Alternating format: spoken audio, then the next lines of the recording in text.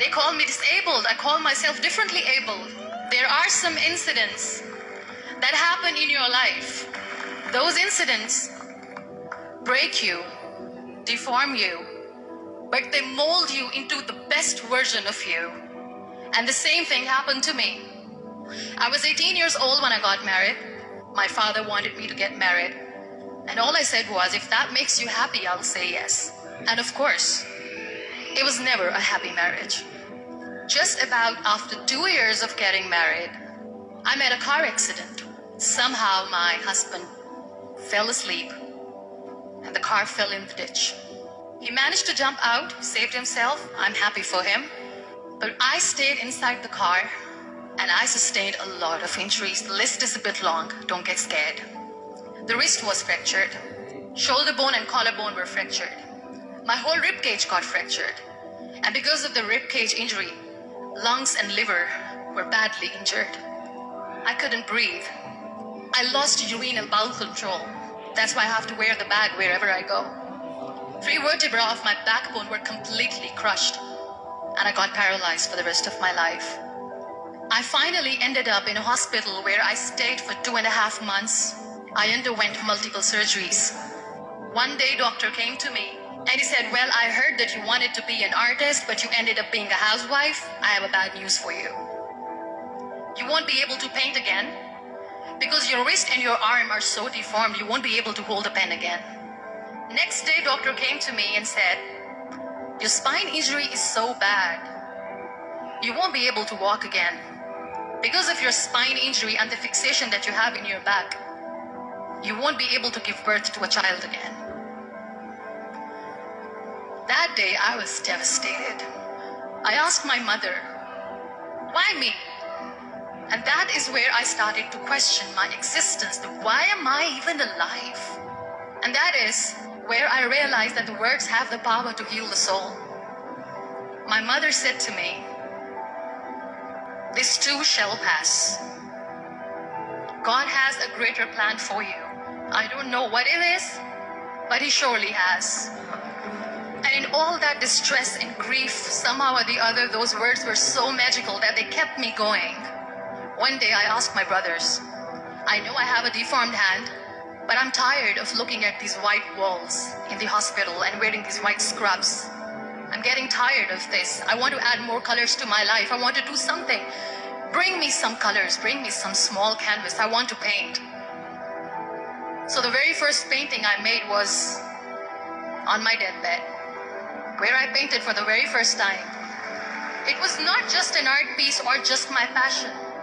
It was my therapy. And then I was discharged and I went back home. And I went back home and I realized that I have developed a lot of pressure ulcers on my back and on my hip bone. I was unable to sit. There were a lot of infections in my body, a lot of allergies. So doctors wanted me to lie down on the bed straight for not 6 months, for not 1 year, for 2 years. I was bedridden, confined in that one room, looking outside the window, listening to the birds chirping, and thinking maybe there will be a time when we'll be going out with the family and enjoying the nature. That was the time where I realized how lucky people are. That is the time where I realized that the day I'm going to sit, I'm going to share this pain with everyone to make them realize how blessed they are, and they don't even consider them lucky. That day I decided that I'm going to fight my fears. We all have fears. Fear of unknown, fear of losing people, fear of losing health, money. We want to excel in career, we want to become famous, we want to get money. We are scared all the time.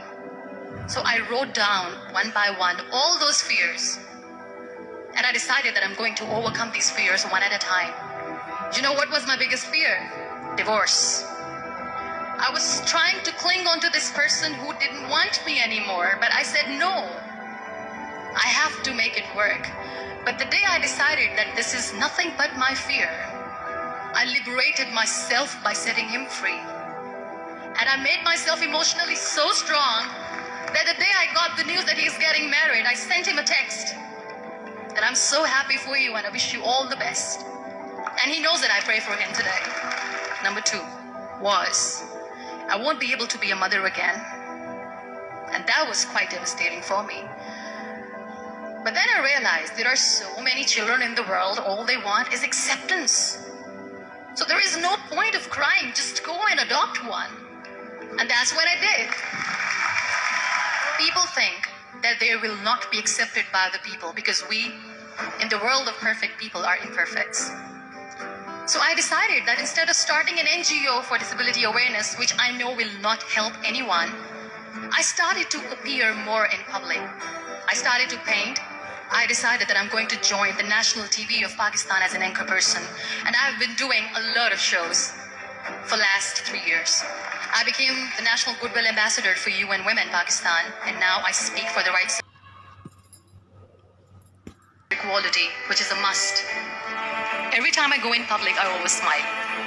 It's always a big toothy smile on my face. And people ask me, don't you get tired of smiling all the time? What's the secret? I always say one thing. That I have stopped worrying about the things that I have lost, the people that I have lost.